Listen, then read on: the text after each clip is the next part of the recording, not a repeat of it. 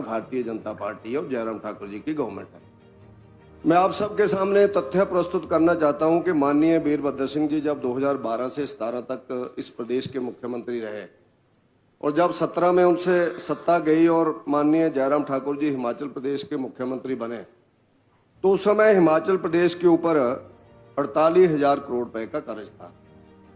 तो आप लोग जानते हैं मुख्यमंत्री वीरभद्र सिंह जी किस पार्टी के थे और कितनी बार वो हिमाचल प्रदेश के मुख्यमंत्री रहे। उनको सौभाग्य प्राप्त हुआ हिमाचल प्रदेश के 6 बार मुख्यमंत्री बनने का। तो उस समय 48,000 करोड़ का कर्ज था। जब जयराम ठाकुर जी ने 17 से 22 तक गवर्नमेंट चलाई तो उस समय मात्र 20,000 करोड़ रुपए के लगभग 5 सालों में कर्ज लिया गया। तो 69,600 करोड़ रुपया ऐसा हिमाचल प्रदेश के ऊपर कर्ज उस समय था जब कांग्रेस की गवर्नमेंट अभी माननीय सुखविंदर सिंह सुक्खू जी की गवर्नमेंट आई। तो ये तथ्य बिल्कुल तोड़ मरोड़ करके जनता के बीच जो पेश करते हैं, मेरा आग्रह रहेगा कि हम सब लोग पहले ही लीडर लोग झूठ बोलने में बहुत बदनाम है समाज के अंदर। कोई हमारी आपकी बात के ऊपर विश्वास नहीं करता है, लेकिन हजारों करोड़ रुपए का झूठ बोलना तो मुझे लगता है इसको बंद करना चाहिए। और अभी मैं आपको वर्षवार जयराम ठाकुर जी का ध्यान में लाऊंगा कि उस समय हम लोगों ने कोरोना काल जैसी विपत्ति को भी हिमाचल प्रदेश के अंदर देखा और बहुत बड़ी विपत्ति थी। उसके बाद अभी जो आपदा आई, नेचुरल कैलेमिटी जो हिमाचल प्रदेश में आई, ये भी बहुत बड़ी विपत्ति हिमाचल प्रदेश के ऊपर आई, लेकिन कोरोना इससे कम नहीं था। आप लोग जानते हैं उस समय सरकारों का खर्च बढ़ा, सरकारों की आय बंद हुई, व्यवसाय बंद हो गया, प्राइवेट नौकरियां लोगों की छूट गई, सरकारी कर्मचारी से लेकर के हर आदमी घर तक बैठ गया और हम लोगों को उनकी तनख्वाह तक देनी पड़ी, लेकिन आय जीरो थी। उसके बावजूद भी जयराम ठाकुर जी की गवर्नमेंट में 2018 वर्ष में जो कर्ज लिया गया वो 5,745 करोड़ रुपया लिया गया और जो चुकाया गया कर्ज है उस समय का वो 6,485 करोड़ रुपया, यानी 740 करोड़ रुपया हमने ज्यादा उस समय वापस किया हिमाचल प्रदेश की उस समय जयराम ठाकुर जी की गवर्नमेंट ने। और इसी तरह से वर्ष 2019 में 5,420 करोड़ रुपए का कर्ज लिया गया और 7,499 करोड़ रुपया हमने कर्ज चुकाया और हमने 2,079 करोड़ रुपया उस समय ज्यादा कर्ज चुकाया जयराम ठाकुर जी की गवर्नमेंट ने। और अगले 2 वर्ष 2020 और 21 कोरोना काल के वर्ष थे। आप सब लोग जानते हैं क्या स्थिति थी। भगवान करे कभी विश्व के ऊपर ऐसी विपत्ति दोबारा ना आए। उसकी हम कल्पना मात्र से भी काम सकते हैं और शायद आने वाली पीढ़ियां अगर हम लोग उनको बताएंगे तो शायद उस पर विश्वास नहीं करेंगी कि ऐसा भी विश्व के अंदर कभी क्या कुछ आया था, क्या कोई ऐसी विपत्ति आई थी। उस समय भी जयराम ठाकुर जी की गवर्नमेंट ने जो कर्ज लिया और उसमें 10,888 करोड़ रुपया कर्ज लिया और उसी साल जो हम लोगों ने कर्ज चुकाया वो 7,438 करोड़ रुपया, सिर्फ 3,450 करोड़ रुपया एक्स्ट्रा उस समय था। और ऐसे ही 2021 में 8,221 करोड़ रुपया और 7,764 करोड़ रुपया कर्ज हम लोगों ने चुकाया, जो 457 करोड़ रुपया उस समय ज्यादा था। तो हमारे समय पर अगर हम लोग कहें 2022 में जो कर्ज लिया गया टोटल, वो उस समय हम लोगों ने 10,398 करोड़ रुपया लिया और 9,090 करोड़ रुपया जयराम ठाकुर जी ने उस समय वापस किया। हम लोग अगर कर्ज लेते थे तो हम लोगों ने वापस भी किया और कोरोना जैसी विपत्ति के समय पर जो लड़ाई लड़ी गई हिमाचल प्रदेश के साथ। और दूसरा विषय जो आप लोगों ने उस समय जब सरकार चुनाव लड़ रही थी, कांग्रेस पार्टी चुनाव लड़ रही थी, तो उस समय आप लोगों ने प्रदेश की जनता को जो गुमराह किया, जिसको आप कभी बोलते हैं कि हमारा चुनावी घोषणा पत्र है, कभी आप लोग बोलते हैं हमारे गारंटियों का अलग पत्र है। और एक जो कल लेटर हमारे जहां पर माननीय नेता प्रतिपक्ष जयराम ठाकुर जी ने आपके सामने दिलाया, जिसका मुख्य हेडिंग है हिमाचल, हिमाचलियत और हम, ये कांग्रेस का प्रतिज्ञा पत्र है 2022। ये जो आपके लव लेटर है ना प्रदेश की जनता के नाम पर, आपका पीछा नहीं छोड़ेंगे, ये आपका पीछा नहीं छोड़ेंगे और आपको हमेशा तड़पाते रहेंगे, जिसके कारण हमेशा बार बार आपको गुस्सा आता है। और मैं जयराम ठाकुर जी ने एक बहुत बड़ा आपको सुझाव भी दिया जो आप मान नहीं रहे हैं। ऐसा शायद ही कोई पार्टी कोई नेता कहेगा कि एक बार आप कह दो कि भैया हमसे गलती हो गई, हमने जो लिखा नहीं था, दिल्ली से आकर के लोगों ने लिख दिया और उनको ज्ञान नहीं था। और जो बहुत ज्ञानी जहां पर बने हुए थे छत्तीसगढ़ के चीफ मिनिस्टर, दिल्ली से आए हुए बड़े लीडर्स, आज वो कहां है, वो आप सबके सामने, उनकी क्या स्थिति हुई है। आप चाचा जी बीच में ना बोला करें। आप और कर्नल शेंडल जी हमारी, जिसको हम कहते हैं धरोहर हैं इस सदन के, और आप बड़े उम्र के आदमी हैं दोनों। आपको तो कोई गलत आदमी बोला तो उसको टोकना चाहिए और आपको एक दिशा देनी चाहिए। मुझे लगता है आप ही कच्चे रोड पे चल पड़ते हैं कई बार, और हम लोगों को तो आपको बताना चाहिए। और आपका जो भगवान करे आप आगे भी जीत करके आए, आगे मंत्री तो नहीं बनेंगे क्योंकि गवर्नमेंट हमारी आएगी, लेकिन आपका जो अंतिम पारी है। और देखो कर्नल साहब कितना प्यार से बैठे हुए हैं। आपसे इंटेलिजेंट है कर्नल साहब, बड़ी पोस्टों के ऊपर रहे हैं, आपसे ज्यादा ज्ञान है इनको, लेकिन आप एकदम गुस्सा खा जाते हैं। गुस्सा तो हमें आना चाहिए, आपको फिर हमें शांत करना चाहिए, मेरा आपसे आग्रह रहेगा।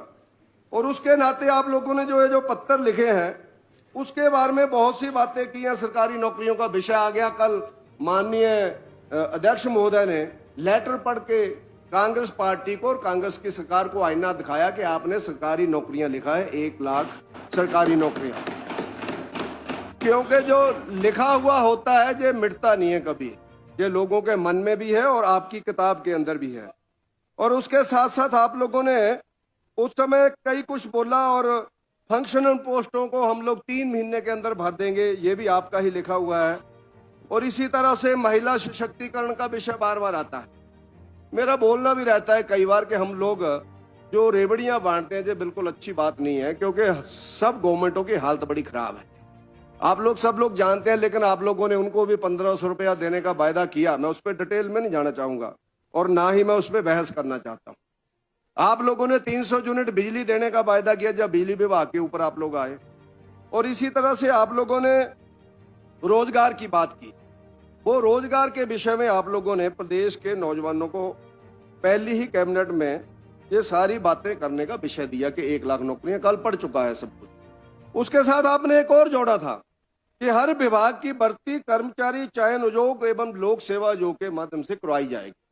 लेकिन आजकल जो भर्तियां आप लोग कर रहे हैं, बैकडोर एंट्रियां जो आप लोग कर रहे हैं फॉरेस्ट डिपार्टमेंट के अंदर, या अन्य नौकरियां जो आप डिपार्टमेंट के माध्यम से निकाल रहे हैं, तो क्या आप लोगों ने जो अपना लिखा हुआ क्या छोड़ दिया? आप लोगों ने ये पढ़ना छोड़ दिया क्या आप लोगों ने? ये मैं कांग्रेस के माननीय मुख्यमंत्री जी से आग्रह करूंगा कि इसके ऊपर वो एक बार जयराम जी की दी हुई सलाह के ऊपर एक बार माफी मांग लें, उसके बाद सारा स्यापा मुक जाएगा, सारा काम ही खत्म हो जाएगा। हम इस लेटर को भी छोड़ देंगे जो हम लोग आपके सामने पढ़ते हैं, लेकिन आप मानते नहीं है। कल मुख्यमंत्री जी ने इतनी बहस की, सरकारी बोला था, रोजगार बोला था, नौकरियां बोला था, प्राइवेट बोला था। आप लोगों ने जो बोला है वो आप लोगों का है। और आपकी माननीय राष्ट्रीय नेता महामंत्री श्रीमती प्रियंका गांधी जी ने, उनके बयान भी है, हमारे मुख्यमंत्री जी के बयान भी है, अनेकों हमारे जो आपके प्रभारी जी हैं हिमाचल प्रदेश के, उनके भी यहाँ भाषण है। तो उसके नाते आप सब लोग, यहाँ तक रोजगार का विषय है, रोजगार के विषय में आप लोगों ने जो अनेकों लोगों के रिजल्ट्स निकल चुके हैं, आयुर्वेदा मेडिकल ऑफिसर के रिजल्ट निकल चुके हैं, 6 महीने हो गए, आप लोग उनको अपॉइंटमेंट नहीं दे रहे। 144 लोगों की और 140 कैंडिडेट उसमें सिलेक्ट हुए हैं। आप रोजगार की बात करते हैं। इसी तरह से आप लोग वेटरनरी डिपार्टमेंट के अंदर जो माननीय चौधरी साहब के पास डिपार्टमेंट है, उसके अंदर लोगों के रिजल्ट निकल चुके हैं, उसके अंदर नौकरियां हम लोग उनको नहीं दे रहे हैं। इसी तरह से हम लोग जेबीटी के 800 टीचरों का रिजल्ट निकल चुका है, उनकी हम लोग नौकरियां नहीं दे रहे हैं। और हम लोग 1 लाख नौकरियां देने का वायदा करके आए हैं, हम उन सब बातों से मुकर रहे हैं।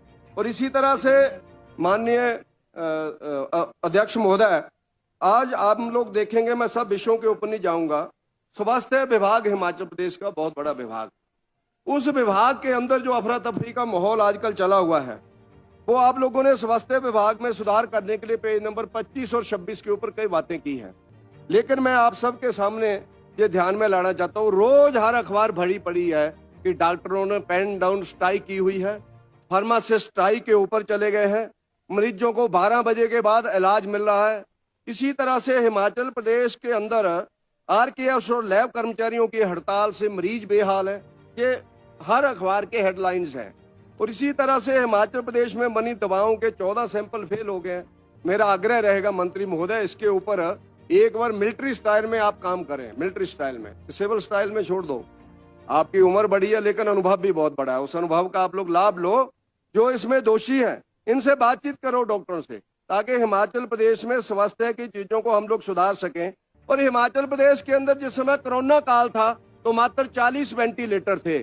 माननीय नरेंद्र मोदी जी के आशीर्वाद से, जयराम ठाकुर जी की गवर्नमेंट ने उस समय 1000 वेंटिलेटर स्टेट से, देश से लेकर के आए, लेकिन आज आप लोग हॉस्पिटल की जानकारी लो, कितने वेंटिलेटर चल रहे हैं। लोगों की मौत हो रही है लेकिन वेंटिलेटर नहीं चल रहे हैं, और वेंटिलेटर चलाने के लिए डॉक्टर को ट्रेनिंग नहीं है। ट्रेनिंग आप लोग देंगे, और मुझे लगता है बहुत बड़ी ये चीज भी नहीं है, उसको आप लोग बताएंगे तो 1000 वेंटिलेटर आज कूड़ेदान में ढेर लगा करके रखे हुए हैं। अगर आप लोग कहीं भी, कोई भी आदमी अपना हॉस्पिटल चेक करो जाकर के, ढेर लगा करके रखे हुए हैं। उस समय चल रहे थे, उस समय मरीज ही नहीं वेंटिलेटर के ऊपर थे। 10-10 लाख रुपए के जो वेंटिलेटर, अगर आप लोग ऐसे मेख फंसाएंगे तो मैं ऐसा किल फंसाऊंगा कि आप लोग फिर सुनना बंद कर देंगे, ठीक है ना। कि उस समय वेंटिलेटर चले नहीं जी, वेंटिलेटर चले नहीं जी, आप जैसे वहां पर सीएमओ लगे हुए थे अस्पतालों के अंदर। यानी आप लोग, मुझे लगता है कि नेगेटिव की तरफ नहीं तरमान जी जाना चाहिए। आप जैसे पढ़े लिखे गोमा जैसे, जो आप सब लोग एक इंजीनियर आए हैं,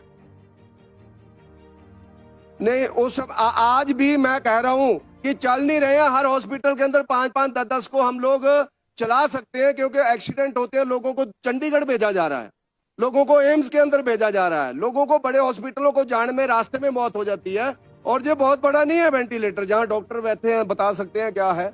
मैं उस पर डिटेल में नहीं जाना चाहता।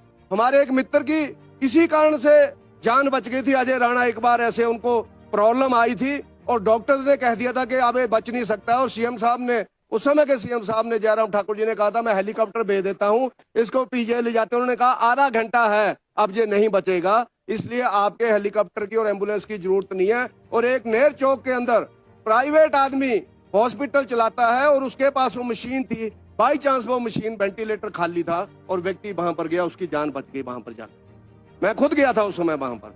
डॉक्टर से मैंने पूछा ये वेंटिलेटर होता क्या, मैंने भी नहीं देखा था उस समय तक, क्योंकि हिमाचल में वेंटिलेटर। उसने कहा जी ये मशीन पड़ी है। नर्स और डॉक्टर उस वेंटिलेटर के पास खड़े हुए थे और अजय राणा उस समय भी बेहोशी के अंदर था। मैंने कहा जी ये क्या है। उन्होंने कहा जी ये है। कितने का आता है? उसने कहा 10 लाख रुपए का आता है। तो मैंने कहा जी हमारे सरकारी अस्पतालों में ये क्यों नहीं है? तो उसने कहा मैं डॉक्टर हूं, मैं ज्यादा नहीं बोल सकता। आपके डॉक्टर 24-24 घंटे खड़े होने के लिए तैयार नहीं है, आपकी नर्सेज तैयार नहीं है, आप लोगों ने मेंटली प्रिपेयर नहीं किए हुए, इसके कारण लोगों की जान जा रही है। और मैंने अकेले रखा हुआ, मैंने पता नहीं कितनों की जान बचा दी, इसको 24 घंटे और लगेंगे जो होश में आ जाए। तो इसलिए मेरा कर्नल साहब आपसे आग्रह रहेगा, बाद में बोल लेना कर्नल साहब, उन वेंटिलेटर के बारे में सोचो। मैं तो पॉजिटिव ही सुझाव दे रहा हूं, मैं कोई क्रिटिसिज्म नहीं कर रहा हूं। इसी तरह से आप लोगों ने जो दवाई माफिया हिमाचल प्रदेश में शुरू हुआ है, मैं तो पहले बोलता हूं शायद आपके एरिया में नहीं होगा, पहाड़ों में 10-10 लाख रुपया कमीशन, मैं सब डॉक्टर की बात नहीं करता हूं, 10-10 लाख रुपया कमीशन डॉक्टर ले रहे हैं, दवाई माफिया, जिसको टोनिक की जरूरत नहीं है, उसके भी सराहने में टोनिक की बोतल पड़ी हुई है। और चंडीगढ़ की रिपोर्ट मैंने पीछे भी कहा था जब मैं बोल रहा था किसी माननीय सदन के अंदर, कि आप लोग चंडीगढ़ पीजीआई का रिकॉर्ड पता करें, जितने लोगों की किडनियां खराब होती हैं वो गलत डायग्नोज होने के कारण, गलत दवाई देने के कारण हिमाचल प्रदेश के लोगों की किडनियां खराब हो रही हैं, और लोगों के नौजवान बच्चे किडनियों के ऊपर करोड़ों रुपया लगा करके भी जान नहीं बचा पा रहे। इसके ऊपर सख्त कार्रवाई करनी चाहिए। नहीं तो जरूरत है तो डॉक्टर्स को हम लोग पीजीआई भेजें, उनको 3-3 महीने की ट्रेनिंग दिलाएं। आप लोग देखेंगे पीजीआई में कितने अच्छे डॉक्टर्स हैं, कितनी अच्छी नर्सेज हैं। लेकिन हमारे तो जहां थानेदार से कम आदमी डरता है, नर्सेज से ज्यादा डरता है। जहां पर कई ऐसी भी नर्सें हैं डिपार्टमेंट के अंदर, डरता है आदमी वहां पर जाने से। तो उस हिसाब, मैं सबकी बात नहीं कर रहा हूं, लेकिन सच बोलना ही पड़ेगा, सच से भागना नहीं पड़ेगा। और उसके साथ साथ हिम केयर पे बातचीत हुई है। हिम केयर एक बहुत अच्छी योजना जयराम ठाकुर जी लेकर के आए थे, जैसे सुखविंदर सिंह सुक्खू जी सुख आश्रय योजना लेकर के आए हैं। उसके कारण जो बेचारे, जिसको कहते हैं कि माँ बाप के बिना बच्चे, उनको सहारा मिलेगा। तो जयराम ठाकुर जी ने हिमाचल प्रदेश की 75 लाख जनता को सहारा दिया था। 3 साल के लिए 1000 कार्ड बनाओ, 1000 रुपया जमा करवाओ, जितना आपका इलाज होगा 5 लाख रुपए तक इलाज आपका फ्री होगा। लेकिन आज सब हॉस्पिटल्स ने बंद कर दिया भाई साहब। पीजीआई में से लोग हमें फोन करते हैं कि पीजीआई ने भी इनकार कर दिया कि हमारे पैसे नहीं आ रहे। मैं डिटेल में नहीं जाना चाहता, इसमें पैसे दो, लोगों की जान बच रही है इसमें। और इसी तरह से सहारा योजना, जहां बोला गया कि किसी का बकाया नहीं है, मैं आपको नाम देता हूं मेरे कंस्टिट्यूंसी के वार्ड नंबर 5 संतोषगढ़ नगर परिषद से आशा कुमारी का को 10 बार मेरे को फोन आ चुका है, 10 बार, कि पहले 5 महीने से मेरी ये पेंशन नहीं आ रही है भाई साहब, मेरी रोटी का हाल पूरा हो गया है। 3000 रुपया जयराम ठाकुर जी ने लगाया था, उसी से मेरा घर चलता था, उसको कोई नहीं मिल रहा है। तो इसलिए ये जो स्वास्थ्य विभाग है, इसके ऊपर काफी मेहनत करने की जरूरत है अध्यक्ष महोदय। और इसी तरह से नशा हिमाचल प्रदेश में बहुत चल रहा है। नशे के ऊपर जीरो टॉलरेंस रखनी पड़ेगी हम लोगों को। चिट्टा आज रोडू रामपुर से लेकर के कन्नौर और लाहौल स्पीति तक पहुंच गया है। हमारे एरिया में तो बहुत लोगों की मौत समय समय पर ओवरडोज से होती है। तो आप लोग इसके ऊपर सख्त कार्रवाई करें और पुलिस के वो अधिकारी वहां पर हम लोगों को लगाने चाहिए जो बिल्कुल इसमें मन से काम करना चाहते हैं। मैंने प्लानिंग डिपार्टमेंट में भी मीटिंग में भी बोला था माननीय मुख्यमंत्री जी को कि अधिकारियों की क्रेडिबिलिटी के ऊपर देख करके उन लोगों को जगह जगह के ऊपर लगाया जाए, ना कि उनकी डिमांड के ऊपर लगाया जाए। तो उसी तरह से अवैध खनन के बारे में इस सरकार में पेज नंबर 53 और सीरियल नंबर 141 पे कहा गया है हमारे एरिया के अंदर अवैध खनन इतना हो रहा है, संतोषगढ़, फतेहपुर, फतेहाल, खानपुर, इस एरिया के अंदर 60-60 टन के टिप्पर भर करके जा रहे हैं। और मैंने प्लानिंग डिपार्टमेंट में जब पिछली स्पीच में कहा था, मेरे घर के बाहर नेशनल हाईवे के ऊपर टिप्पर बैक हो गया और नेशनल हाईवे के ऊपर पलट गया। उसके ऊपर इतना बेड़ था कि वो चढ़ाई नहीं चढ़ सका। और ऊना में कितनी की चढ़ाइयां मेन रोड पे आपने देखी होंगी, कितनी की चढ़ाइयां हैं। पलट गया, बाई चांस वहां पर कोई नहीं था, मुझे लगता 70-80 टन उसके ऊपर माल था। तो इसका मतलब है हिमाचल प्रदेश की रॉयल्टी खाई जा रही है। जो हम आर्थिक तंगी से जूझ रहे हैं, ऐसा कोई टिप्पर पकड़ा जाता है उसके ऊपर कानून बनाना चाहिए, उसको बाउंड करो, उसकी सेल करो और उस क्रैशर को भी सील कर दो जहां से वो टिप्पर लेकर के आया। कोई भी आदमी नहीं भरेगा उसके बाद। और उसके बाद पर्ची सिर्फ 1500 रुपए की होती है जो पर्ची वहां पर मिलती है। 9 टन की पर्ची होती है और 70-70 टन का माल लेकर के जा रहे हैं। और इसी तरह से लंबे लंबे 18-18 टायरों वाले घोड़े जो पंजाब से आते हैं वो पूरे भर करके जा रहे हैं। कल अमर उजाला के अंदर एक बहुत बड़ी, शायद किसी अखबार के अंदर मैंने न्यूज देखी, टिप्पर के ऊपर भी 2 फुट ऊपर जाकर के रेता बज रही है, दिखाई दे रहा। टिप्पर के ऊपर भी बेल्ट करके उसको एक्स्ट्रा लगाया गया है, उसके ऊपर भी दिखाई दे रहा है। लोगों की भूख को रोकना हमारा काम है। लोगों को लाभ दिया जा सकता है लेकिन भूख नहीं पूरी की जा सकती है। तो उसके नाते इलीगल माइनिंग में हम लोग पूरी तरह से कार्रवाई करें। और इसी तरह से कानून व्यवस्था में अगर हम लोग जाएंगे तो पुलिस इसमें बहुत बड़ा रोल अदा करती है लॉ एंड ऑर्डर को बहाल करने के लिए। तो मेरा आग्रह रहेगा, जैसा मैंने पहले भी बोला, कि उनकी क्रेडिबिलिटी को देख करके हम लोग लगाएं। और पुलिस के लोगों की एक बड़े लंबे समय से 24 घंटे वो ड्यूटी देते हैं, इसलिए प्रदेश सरकार ने उनको 13 महीने की तनख्वाह देने का अध्यक्ष महोदय विषय रखा हुआ है। लेकिन उस तनख्वाह में उन लोगों को जो पे कमीशन 2012 में आया था उसके हिसाब से 13वीं तनख्वाह दी जा रही है। लेकिन हमारा मानना है कि जो आज उनकी पेमेंट है उसके हिसाब से जो तनख्वाह है उसके हिसाब से उन लोगों को तनख्वाह मिलनी चाहिए, क्योंकि ये भी ऐसा डिपार्टमेंट है जो 24 घंटे इन सर्विस रहता है, 24 घंटे ड्यूटी के ऊपर रहता है। तो उसके नाते हम लोग कर्मचारी कल्याण के बारे में जो कहा गया है वो पेज नंबर 1771 के ऊपर कहा गया है। और कई बार कांग्रेस के लोग ऐसा बोलते हैं कि जैसे पता नहीं हमने कर्मचारियों को बिल्कुल विरोधी है, बीजेपी का कोई लेना देना नहीं है। और अभी नेगी साहब तो ऐसे बोल रहे थे कि जैसे देश इन्होंने पकड़ा हुआ है, बीजेपी तो तोड़ने में लगी हुई है। मुझे लगता है कि कोई भी आदमी किसी का विरोधी नहीं है, कोई भी आदमी। पॉलिसीज अपनी अपनी होती है हर आदमी की। ऐसे ही इन कर्मचारियों के बारे में, आउटसोर्सिंग कर्मचारियों की आज क्या स्थिति है। 10,000 आदमी हम लोगों ने निकाल दिए जिन लोगों ने कोरोना काल में काम किया। इसी तरह से हम लोगों ने कहा है कि न्यूनतम हम लोग पैसा आउटसोर्सिंग वालों को 12,000 देंगे। मेरा ऐसा मानना है कि जितना ये काम कर रहे हैं डिपार्टमेंट्स के अंदर उतना काम वो लोग कर रहे हैं, सीनियर लोग भी कर रहे हैं। लेकिन सबसे ज्यादा पढ़े लिखे आज के ये कर्मचारी हैं, MCA, MBA, MTech, BTech लोग लगे हुए, क्लर्क हैं वहां पर लगे हुए, और हम उनको 12,000 रुपया दे रहे हैं, 13,000 रुपया दे रहे हैं। और हम लोगों ने उनको आउटसोर्सिंग कर्मचारियों के अंदर कर दिया है, अंडर कर दिया जो आउटसोर्सिंग कंपनीज है। और आउटसोर्सिंग कंपनीज भी इसमें से 2-2, 3-3 हजार रुपया उनका काट लेते हैं। गवर्नमेंट देती है लेकिन कर्मचारी को नहीं मिलता है। तो मैं कई बार बोलता हूं कि लेबर एंड वेलफेयर डिपार्टमेंट किस लिए झक मारने के लिए बनाया हुआ है। आप अपने अंडर करो ना इनको सारे। जो लेबर एंड वेलफेयर डिपार्टमेंट है उस आदमी, उन सब लोगों को खुद हम लोग दें, ना कि हम लोग आउटसोर्सिंग जो कंपनी है उनको हम लोग दें, क्योंकि वो भी पैसा इसमें कमाते हैं। तो उसके नाते मेरा आपसे आग्रह रहेगा कि आप सब लोग करना मुल्क नीति के बारे में कई बार बात आती है। जिसके पेरेंट्स चला जाता है उसके घर के अंदर अंधेरा छा जाता है, एक तो दुख होता है। और दूसरी तरफ आपको भी पता होगा, मेरे गांव के अंदर अध्यक्ष महोदय, आज तक मैं बोलता हूं, एक सेक्रेटरी साहब की डेथ हो गई थी हमारे राजेंद्र चौधरी जी की। उनके बेटे ने पढ़ाई छोड़ दी। आदमी सास में पढ़ाई छोड़ देता कि अब नौकरी मिल जाएगी, मैं +2 हो गया हूं, तो कागज दे दे करके 20 साल हो गए, उसको आज तक नौकरी नहीं मिली। और करना मूलक आधार में सीधा स्टैंड लेना चाहिए कि जिसकी भी मौत होगी उसको 3 महीने के अंदर विदाउट एनी कंडीशंस, अगर काम करना है तो कंडीशन के साथ नहीं डालना चाहिए। फिर ऐसा नहीं करना चाहिए ऐसे पानी में मधानी डालने की कोई जरूरत नहीं है, उसका कोई फायदा नहीं होता है। इस कंडीशन का उसका कोई मायने नहीं होता है। और जो अधिकारी लोग हैं, जो IAS ऑफिसर लोग हैं, ये लोग ऐसा अध्यक्ष महोदय पानी में मधानी डालते हैं जिसमें पूरी दिन को लस्सी छोड़ते रहो, शाम को मक्खन निकलेगा ही नहीं, कुछ नहीं निकलेगा, कौन नहीं निकलेगा। वो तो दही में मधानी डालेंगे तभी निकलेगा। मैं आपको एक आधे मिनट के लिए एक उदाहरण दूंगा। मेरे पास एक लड़की आई, उसके चाचा जी थे, उन्होंने कहा जी इसको नौकरी दिला दो, इसके पिताजी चले गए। मैंने उनको बताया कैसे। जयराम ठाकुर जी ने 1 लाख रुपए से 2.5 लाख रुपए तक कंडीशन की है जिनकी इनकम होगी, और उन्होंने दूसरी कंडीशन ठीक की है। कांग्रेस गवर्नमेंट ने यह कह दिया था कि जिसको 10 साल डेथ को, जब डेथ होगी, अगर 10 साल रिटायरमेंट को नहीं होंगे तो उसको कन्ना मुल्क में नहीं माना जाएगा। जयराम ठाकुर जी ने कहा जिस दिन उसकी रिटायरमेंट हो रही है उस दिन भी मौत होती है, तब भी हम लोग नौकरी देंगे उस व्यक्ति को। मैंने कहा जी अगर इन कंडीशनों में आपकी बेटी आती है, आपकी भतीजी आती है तो कर लेंगे। जब मैंने उसका केस पकड़ा, उस केस में मेरे को भी तभी पता लगा कि गवर्नमेंट की कंडीशन है 2.5 लाख रुपए तक आपकी इनकम होनी चाहिए, लेकिन उसको लड़की को मिलता था अपने पिताजी की नौकरी का 1,83,000 रुपया साल का। तो मैंने कहा इसमें तो कोई दिक्कत नहीं है, इसकी तो नौकरी हो जाएगी। फिर जब मैं डिटेल में अधिकारियों के साथ मिला, उन्होंने कहा कि सर इसमें एक और कंडीशन है। उस कंडीशन के हिसाब से उस परिवार के जितने सदस्य होते हैं जिंदा, उन सदस्यों का 63,000 रुपए से ज्यादा एक व्यक्ति के जिम्मे पैसा नहीं आना चाहिए।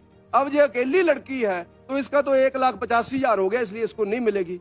मैंने पूछा, मैं कहा फिर मैं उनको मिला बेटी को, मैं कहा बेटी आपके परिवार में और सदस्य नहीं, माता जी को क्या हुआ, भाई थे, कहते हाँ जी था। मैं कहा बहन थी कोई, कहते हाँ थी। माता जी थी, कहते हाँ थी। मैं कहा उनको क्या हुआ, कहते जी वो तो खड्ड में बाढ़ आई और वो स्कूल को मम्मी दोनों को छोड़ने जा रही थी, मेरी बहन भी चल गई, मेरा भाई भी चला गया। यानी एक अनाथ बच्ची के ऊपर भी उस कानून ने उसको नौकरी नहीं दी। मैंने 10 बार लिख करके दिया, 10 बार लिख करके दिया कि इतना जलेबी मत बढ़ाओ ऐसे कानूनों की कि एक आदमी को ऊपर 65,000 रुपया आना चाहिए। नौकरी देनी है तो दो, वरना आप लोग दलेरी से बात करो, नहीं देंगे जिसको नहीं देनी है। दम से बात करो ना, फिर फेस करो जनता को जाकर के। लेकिन ऐसे लोगों को घुमाना, 10-10 साल कागज लेकर के आना, 15-15 साल लेकर के आना। और माननीय जयराम ठाकुर जी ने इसमें एक नया रूल बनाया था जिसके अंतर्गत मुझे लगता है कि कम से कम 2-2.5 हजार लोगों को नौकरी मिली थी। इन्होंने कहा था कि क्लास 3 क्लास 4 में, क्लास 3 क्लास 4 को अगर आप लोग नौकरी में आना चाहते हैं तो आप अप्लाई करें और हम आपको सीधा देंगे। उससे लगभग 5,000 लोगों में से 2,25,000 लोगों को जयराम ठाकुर जी के टाइम पर नौकरी मिली थी। तो इस तरह से कुछ ना कुछ कानून हम लोगों को बढ़ाना चाहिए। और इसी तरह से अध्यक्ष महोदय, बिजली में सुधार की बात की गई है, हम लोग सुधार करेंगे। कई चीजें बोली गई हैं, इसमें मीटर नहीं मिल रहा है, खंबे नहीं मिल रहे हैं, तारें नहीं मिल रही हैं, केबल लाइन तार नहीं मिल रही है, तो हम लोग क्या बिजली में सुधार करेंगे। माननीय अध्यक्ष महोदय, इसके अंदर जो लिखा गया है बिजली के मामले में, और उसी तरह से गोवंश के ऊपर बड़ी जहां बहस हुई है, जो बहस का विषय नहीं है, भावनाओं का विषय है। और मुझे लगता है काफी काम इसके ऊपर जयराम ठाकुर जी की गवर्नमेंट ने किया। उन्होंने आंकड़े भी दिए थे, जब हम आए थे 12,000 गोवंश गौशालाओं के अंदर था, 19,000 तब आया और 19,000 पे पहुंच गए थे, और अभी आगे जाकर के 10, 12, 15,000 बाहर है। ये हिमाचल प्रदेश की आर्थिकी से भी जुड़ा हुआ विषय है। लोगों ने खेत जोतने बंद कर दिए इन्हीं लवारिस पशुओं के कारण और जंगली जानवरों के कारण। और एक्सीडेंट्स में लोग हमने खुद देखे हैं, एक्सीडेंट में लोग कोमा में चले गए, बेड के ऊपर पड़े हुए हैं। उनसे पूछो लोगों से क्या स्थिति है। गाय से टकरा गए रात को स्कूटर, नील गाय से टकरा गई कार, उसमें आदमी की मौत हो गई। इस तरह से इसके ऊपर संवेदनशीलता से विचार करने का विषय नहीं है। इसलिए गोवंश संवर्धन बोर्ड का हम लोग जल्दी गठन करके इसमें काम करना शुरू करेंगे। तो चौधरी साहब, आपका बहुत बड़ा कंट्रीब्यूशन होगा, क्योंकि कृषि विभाग और वेटरनरी डिपार्टमेंट आपके पास। उसमें मुझे लगता है ये कह करके टाल देना कि ये बीजेपी वालों को दे देते हैं, ये बीजेपी कांग्रेस का सवाल नहीं है। और एक परिवार के मुखिया की तरह और डिपार्टमेंट के मुखिया की तरह आप इसमें ठीक निर्णय लेंगे तो मुझे लगता है सबको अच्छा लगेगा। और इसी तरह से अध्यक्ष महोदय, अंतिम बात है विधायक क्षेत्र विकास निधि और हमारी जो ऐच्छिक निधि है। मुख्यमंत्री जी बड़ी बातें करते थे जिस समय अपोजिशन में थे। विधायक जो इंस्टीट्यूशन है इसको बड़ा मजबूत करना चाहिए, और पूर्व विधायकों को तो उससे भी ज्यादा मजबूत करना चाहिए, क्योंकि पूर्व तो लंबे समय तक सबने रहना है। लेकिन आज ध्यान में आया कि इतना बड़ा बजट, लगभग 58,444 करोड़ रुपया, ऐसा कुछ इसमें कहा गया है लास्ट पेज में जाकर के, कि ऐसी इसमें 58,444 करोड़ रुपए के अनुमान, ऐसा जो चीजें बताई गई हैं कि इसमें होगा। तो उसमें तो विधायकों को बिल्कुल छोड़ दिया गया। हम लोगों ने तो जो हमारे पास पैसा आता है अध्यक्ष महोदय, हमने लोगों को ही देना है। और लोग हमारे पास आते हैं, लोग दफ्तरों में जाने से डरते हैं, ऑफिसर से मिलने से डरते हैं, मिलने से डरते हैं। तो अगर हम लोग विधायक को पैसा देंगे तो विधायक गांव में जाएगा, कोई पुली टूटी है, रास्ता टूटा है, कोई सड़क टूटी है, तो वहीं पर कहेगा कि मैं दे देता हूँ। लेकिन डीसी ऑफिस तो आदमी को जाना पड़ता है, फिर 10 बार चिट्ठियां देनी पड़ती हैं, तब जाकर के चिट्ठी आएगी। लेकिन हम तो सीधा देते हैं। इसी तरह से एशियक निधि भी है, बीमार आदमी है, कोई व्यक्ति को जरूरत है, गरीब आदमी है, तो हम लोग उसको देते हैं। तो मेरा माननीय मुख्यमंत्री जी से आग्रह रहेगा कि इस निधि को 2.5 करोड़ रुपया करना चाहिए, विधायक निधि को। उसके साथ साथ जो एशियक निधि है, कम से कम 2 लाख तो बढ़ाते आप इसमें, 15 लाख इसको करना चाहिए था। और कर्मचारियों का सहारा लेकर के जो आप लोगों ने एक गवर्नमेंट बनाई है, उसमें कर्मचारियों के बारे में आपने कहा है अध्यक्ष महोदय, पेज नंबर 71 के इसमें, कि 1 जनवरी 2016 से 31 जनवरी 2021 के बीच रिटायर हुए कर्मचारियों को लीव एनकैशमेंट और ग्रेजुएटी से संबंधित सारे एरियर चरणबद्ध तरीके से। सुक्खू जी ने 2 चीजें बड़ी रटी हुई, चरणबद्ध तरीका और व्यवस्था परिवर्तन। ये चरणबद्ध तरीका क्या होता है? उन लोगों को एक मुश्त क्यों नहीं देते हैं? अनेकों लोग तो सारे चले गए, अनेकों लोगों की तो अध्यक्ष महोदय मौत भी हो गई, और चरणबद्ध तरीके से नहीं, इनको एक मुश्त आप लोग कर्मचारियों को दो, क्योंकि आप लोगों ने कर्मचारियों को बरगला करके, बहला करके उस समय बहुत बड़ी वोट बैंक आपने लिया है। जो अभी आपका खिसकेगा देखना, मई जून महीने में ऐसी मार पड़ेगी कि आप लोग अपना बूथ भी नहीं बचा पाएंगे, अपना बूथ नहीं बचा पाएंगे। जैसे पिछली बार आप बूथ हारे थे ना अपने अपने, इस बार भी आप ऐसे हारने वाले हैं। जिस नरेंद्र मोदी जी को आप क्रिटिसाइज करते हैं ना, उस नरेंद्र मोदी का करिश्मा कहीं ऐसा ना हो कि आपकी घरवालियां भी नरेंद्र मोदी को वोट डाल दे। ध्यान रखना आप लोगों ने, आपने देखना, आप लोगों ने, आपके घरों के अंदर क्रॉस वोट होगा, देखना आपको बताएगा नहीं कोई भी कि हम पापा क्रॉस वोट कर रहे हैं, क्योंकि बच्चे वहां जुड़े हुए हैं, बच्चे वहां जुड़े हुए हैं। और उसके नाते आप सब लोग इन सारी बातों के ऊपर ना जाएं। और उसके सुंदर जी हंस रहे हैं, और उस समय देखना मैं आपसे पूछूंगा कितनी लीड है, पूछूंगा मैं आपसे कुल्लू में। हाँ जी, हाँ जी, नहीं नहीं नहीं, ऐसा ना ईवीएम की सेटिंग हमने कभी नहीं। देखो ये अनपढ़ता वाली बातें हैं। हम लोग कागज की तरफ जा रहे हैं, पेड़ कटेंगे, कागज बनेंगे, पर्चियां लेंगे। पहले तो डब्बे लेके भाग जाते थे लोग, पर्चियां लेके भाग जाते थे लोग, ट्रकों के ट्रक बदल देते थे। आज कभी आपने सुना? जब आप जीत जाते हैं तो आप कहते हैं सोनिया गांधी जी की लहर है, जब रगड़े जाते हैं तो कहते हैं ईवीएम की लहर है। अब मेरे को यह समझ में नहीं आता, मुझे ये समझ में नहीं, मुझे ये समझ। तो चंडीगढ़ में भाई साहब वो थे, कागज थे वहां पर, कागज। ईवीएम होती तो रिजल्ट ठीक आ जाता।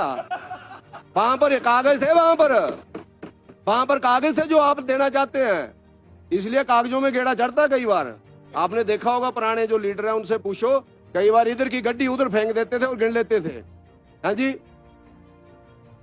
हाँ, नहीं, मेरा कहने का, मुझे लगता है कि आप लोगों, 1 मिनट मैं बंद करना चाहता हूं। आप लोगों के ऊपर लोग भी हंसते हैं, लोग भी हंसते हैं तुम्हारे ऊपर जब लोग ईवीएम का विरोध करते हैं। जो दोनों इंजीनियर बैठे हैं इनसे पूछो, टेक्नोलॉजी की तरफ जाना चाहिए या हड़ उसी तरह से डंडे से हाँकते रहना चाहिए? आप बताओ, आप पूछो। जो इंजीनियरिंग कॉलेज बंद कर दो सारे, जिन्होंने ईवीएम बनाई है। वो मोदी जी ने तो घर में तो बनाई नहीं है, कोई अपना घर का काम तो उनकी कोई फैक्ट्री है नहीं है। तो इसलिए देश में नहीं है तो हम देश से आगे जा रहे हैं। विदेशों के अंदर तो चौधरी साहब, विदेशों के अंदर तो अभी तक एटीएम चला ही नहीं है, ऑनलाइन ट्रांजैक्शन चली नहीं है। हमारा तो आप गोभी खरीदने जाओ, उसने भी सामने रखा हुआ, कहता चाचा इतने कार पेमेंट। हिमाचल इंडिया के अंदर हम लोग आगे बढ़े हैं उसमें, टेक्नोलॉजी में। नरेंद्र मोदी जी के बाद हम लोग टेक्नोलॉजी में आगे बढ़े हैं। उसी कारण से आज अरबों रुपयों का आपका टैक्स कलेक्शन होती है, जब हम टेक्नोलॉजी में आगे गए हैं। भिखारी भी आजकल उसी को लेते हैं कि 10 रुपए डालेगा तो मैं मशीन दिखाऊंगा, नहीं तो आगे चल। भिखारी के पास भी है वो। आप ऐसी बात मत करो, ऐसा ना, आप ऐसा करो, फिर चुनाव का बाइकआउट कर दो, छोड़ दो, हमने नहीं चुनाव लड़ना, छोड़ दो। जब कागज आएगा तो चुनाव लड़ेंगे, नहीं तो नहीं लड़ेंगे। पंगा ही मुक जाए पूरे देश के अंदर, काम ही खत्म हो जाए तुम्हारा। प्लीज, तो उसके नाते मेरा आग्रह रहेगा कि अध्यक्ष महोदय, हिमाचल प्रदेश के अंदर एक इंडस्ट्री डिपार्टमेंट, बहुत अच्छा डिपार्टमेंट अटल बिहारी वाजपेयी जी ने औद्योगिक पैकेज दिया था। सरदार मनमोहन सिंह जी ने 2010 में वापस ले लिया। वो अलग कंट्रोवर्सी हो सकती है, लेकिन उसके कारण 10 साल में बहुत बड़ी इंडस्ट्री आई। लगभग मैं जो मान करके चलता हूँ 3 लाख के लगभग लोगों को रोजगार डायरेक्ट इनडायरेक्ट इससे मिला, हमारे लोगों को लाभ मिला। लेकिन आज उस बद्दी की क्या हालत है वो हमसे ज्यादा हर्षवर्धन चौहान जी चले गए, वो बता सकते हैं। वो बैठे हैं जाकर के, वो बैठे हैं जाकर के, अवस्थी भी बता सकते हैं क्योंकि ये भी पड़ोस में ही है, ये भी बता सकते हैं। उस इंडस्ट्री को उजाड़ने की कोशिश की जा रही है। वहां ऐसी दलालियां खड़ी हो गई है कि प्रॉक्टर एंड गैम्बल वालों ने भी कहा कि अब हम इस इंडस्ट्री को बंद कर रहे हैं। इतनी बड़ी P&G। आप कल्पना करो कि हिमाचल प्रदेश के अंदर क्या चीजें चली हुई है, और हमारे नेगी साहब मंत्री हैं, और मंत्री साहब को तो अपने डिपार्टमेंट की क्या क्या उपलब्धियां हैं उसके ऊपर बोलना चाहिए। अब वो ऐसे फालतू में वो पता नहीं कहां कश्मीर से चल पड़े। अब सब लोगों ने बचाया कश्मीर। मेजर सोमनाथ शर्मा जी को पहला परमवीर चक्कर मिला तो वो ना बीजेपी के थे ना कांग्रेस के थे, उसी कश्मीर को बचाने के लिए शहीद हुए थे वो वहां पर। और इसी तरह से अगर आज कह रहे हैं कि कांग्रेस पार्टी ने उस कश्मीर को बचाया है, मैं उस राजा हरिचंद जी का धन्यवाद करता हूं जिन्होंने दिल्ली में मैसेज दिया कि मैं इंडिया में रहना चाहता हूं, मैं नहीं जाना चाहता हूं। कांग्रेस ने नहीं बचाया, उस राजा हरिचंद जी ने। कांग्रेस ने तो नेपाल गवाया 1954 को। वहां के राजा ने चाचा नेहरू को चिट्ठी लिखी थी, आप हमें मरा लो। उन्होंने कहा जितना मिल गया बथेरा है, इससे ज्यादा जरूरत नहीं है हमें, इससे ज्यादा जरूरत नहीं है। इन चीजों के ऊपर जाएंगे तो शायद बड़े नेताओं के ऊपर उंगलियां उठेंगी, उस पर मैं जाना नहीं चाहता। जितने सम्माननीय अटल बिहारी वाजपेयी जी और नरेंद्र मोदी जी, उतने सम्माननीय चाचा नेहरू जी और सोनिया गांधी जी भी। इसलिए मेरा आग्रह रहेगा, बहुत से पाप उससे हुए होते हैं जिसने लंबे समय शासन किया होता है। तो लंबे समय शासन तुमने किया है तो पाप भी तुम्हारे ज्यादा हैं। और नेगी साहब का कौन सा ज्ञान है, कहते हैं तो 2014 में पैदा हुए। ओ भाई साहब, हम लोग 1925 से इस विचारधारा को लेकर के चले हैं। जिस निक्कर और डंडे की बात कर रहे हैं ना, अगर वो निक्कर और डंडा नहीं होता तो तुम्हारा ये बहरूपियापन बदल गया होता, आज तक तुम्हारा सिस्टम ही बदल गया होता। पता नहीं कैसे कपड़े डाले होते आपने, जहां पर किस तरह की हालत होती आप लोगों की। उसके ऊपर उंगली नहीं कभी भी उठाना चाहिए। आरएसएस यहाँ चुनाव नहीं लड़ता है।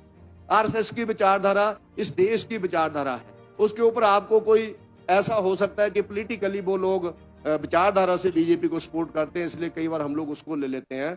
जैसे राम मंदिर का विषय आया कि जी आप लोग राम मंदिर का श्रेय लेते हैं, राजीव गांधी जी ने उसमें दरवाजा खुलाया। हम कभी इनकार किया कि उन्होंने नहीं खुलाया, पर पंगा है कि आप एक कदम आगे उठाते हैं, 2 कदम पीछे ले लेते हैं, फिर डर जाते हैं।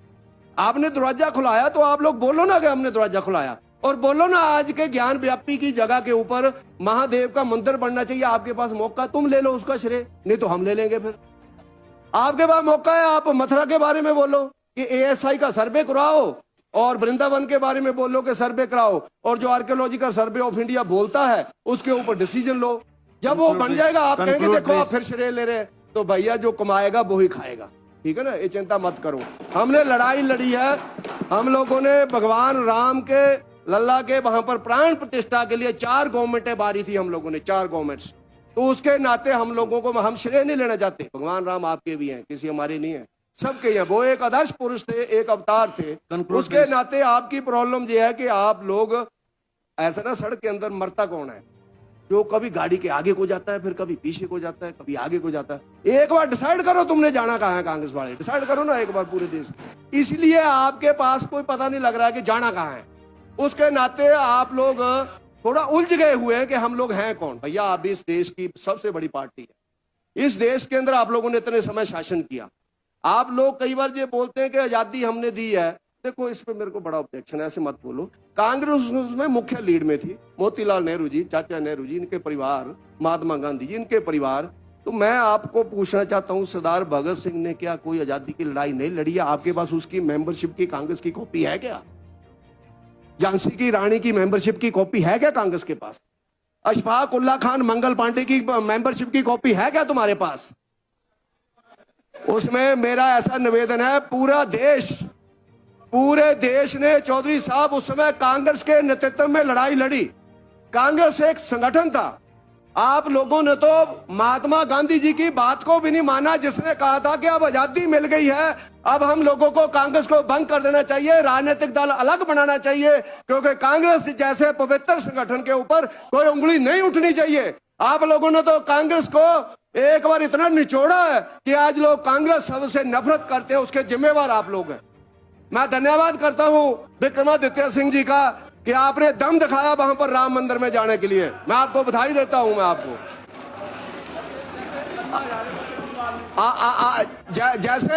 जैसे केजरीवाल ने अन्ना हजारे का खून चूसा ना, ऐसे ही सत्ता के लिए आप लोगों ने कांग्रेस नाम का खून चूसा है। आप लोगों ने, महात्मा गांधी जी ने कहा था इसको बंद करो, और आप विक्रमादित्य सिंह जी, आप सब लोग जानते हैं कि आपके पिताश्री ने हिमाचल प्रदेश के अंदर धर्म परिवर्तन का कानून लेकर के आए थे। अध्यक्ष महोदय, मैं उन वीरभद्र सिंह जी को प्रणाम करता हूं।